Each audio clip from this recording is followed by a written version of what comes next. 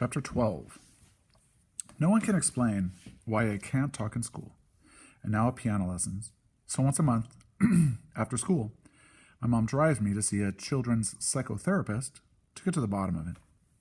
A therapist is a very smart person who wears glasses and can help you with your problems by asking a lot of questions instead of giving you shots, which is really amazing. But a psycho, as everyone knows, is a crazy person in the movies that you never want to run into in real life. So a psychotherapist is a very smart, crazy person that you should stay away from for your own good.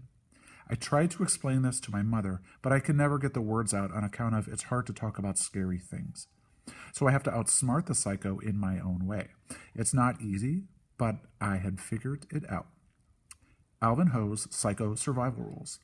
1. Carry your PDK. 2. Never volunteer any information. 3. Never look her in the eye. 4. But keep an eye on her. 5. Expect the unexpected. 6. Escape at the first chance. 7. Have a plan B. So when my mom dropped me off, I was ready.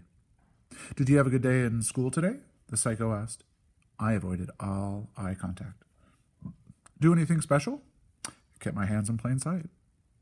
Working on your pitching? I nodded. I'm always working on my pitching and catching with my gungan. That's good, said the psycho. I bet you're terrific. I nodded again. How are the piano lessons going? Silence. Read any good books lately? I nodded. I had read a bunch of great books with my dad. We love True Tales of Courage and Accounts of Dangerous Expeditions. Tenzing Norgay and the Sherpas of Everest was especially exciting. How's Lucy? Whew, that's a trick question. There was always so much to tell about my dog, but I caught myself. I've never said a word in therapy. It's too scary. What do you say to a psycho? The clock on the wall ticked, clicked, tick, tick, tick. Outside, cars swished by in the rain. The psycho sighed. She shuffled some papers. Want to play cards? She finally asked. Usually, playing cards is okay. When she runs out of questions, the cards come out. It means the therapy part is over.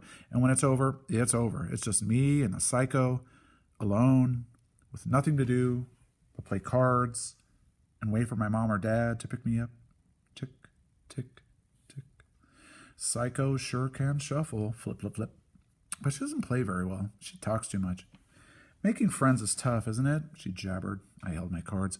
Making friends is hard for grown-ups, too, she went on. So I know how you feel. I did not move.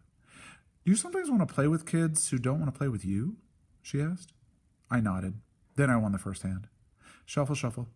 Deal, deal. We can't make people play with us who don't want to, said the psycho. Then I won the second hand. It was too easy. She wasn't paying any attention to her cards. Then I won the third hand. But there's always someone great to play with, the psycho jabbered on, who is also looking for a friend. The longer we played, the more I won, and the more she lost. But she didn't just lose. She hardly even looked at her cards. If I played like that, Calvin would have a few unsavory names for me. Wipe thy ugly face, thou weedy, earth-vexing wayface, Calvin would say. Methinks you stink, thou pribbling, beetle-headed harpy. The psycho stopped.